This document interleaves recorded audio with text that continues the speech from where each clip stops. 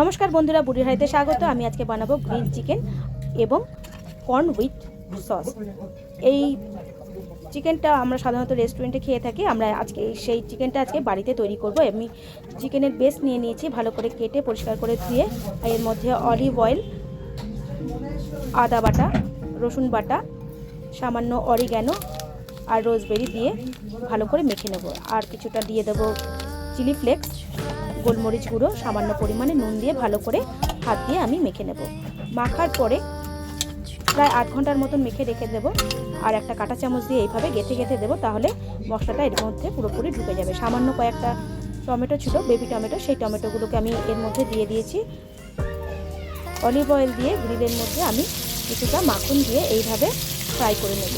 এইভাবে করে দেখবেন অসাধারণ হয় খেতে। আর কিছুটা কলিফ্লাওয়ার ছিল, সেটাকে আমি ফেলে নিয়ে সেটাও আমি কাজে লাগিয়ে দিয়েছি। যাদের পছন্দ নয় তারা নাও দিতে পারেন। এইভাবে আমি খুব কম আঁচের মধ্যে কিন্তু এটা করতে হবে, বেশি আঁচে করলে কিন্তু পুড়ে যাবে, সেই জন্য কম আঁচের মধ্যে করতে হবে। আর এক সাইডে আমি কলিফ্লাওয়ারগুলো দিয়ে দিয়েছি। সামান্য হোয়াইট ওয়াইন দিয়ে সামান্যভাবে দিয়েই আমি এটাকে ঢেকে রেখে দেবো একটা পাত্র দিয়ে। আর একদিকে আমি কর্ন হোয়াইট সস তৈরি করছি, সেটাকে ভালো করে সেদ্ধ করে নিয়েছি। একটা গাজর ছিল, সেই গাজরটা আমি দিয়ে দিয়েছি। যাদের পছন্দ নয় তারা নাও দিতে পারেন। এইভাবে একবার করে দেখবেন, দারুণ হয়েছিল খেতে।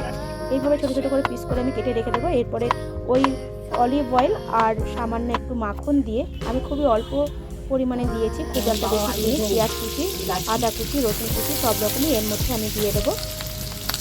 কিছুটা ভাজা হয়ে যাওয়ার পরে আমি কর্নগুলোকে এর মধ্যে দিয়ে দিচ্ছি। আর এর মধ্যে একটু অরিগ্যানো, সামান্য পরিমাণে চিলি ফ্লেক্স, গোলমরিচের গুঁড়ো আমি দিয়ে দেবো। ভালো করে নেড়ে চেড়ে এর মধ্যে 1 কাপের মতন দুধ দিয়ে দেবো। আর দিয়ে দেবো 1 কাপের মতো হোয়াইট ক্রিম, সামান্য পরিমাণে একটু নুন দিয়ে ভালো করে নেড়ে চেড়ে এইভাবে নামিয়ে দেবো। যারা যারা দেখছেন, ফলো করছেন, অসংখ্য ধন্যবাদ। যারা যারা এখনও করেননি, চটপট করে ফেলুন। আর আরও নতুন নতুন রেসিপি যাতে আপনাদের ভালো লাগে, সেরকম ধরনের রেসিপি আমি আপনাদের জন্য নিয়ে আসবো। আপনারা দেখতে থাকুন। এইভাবে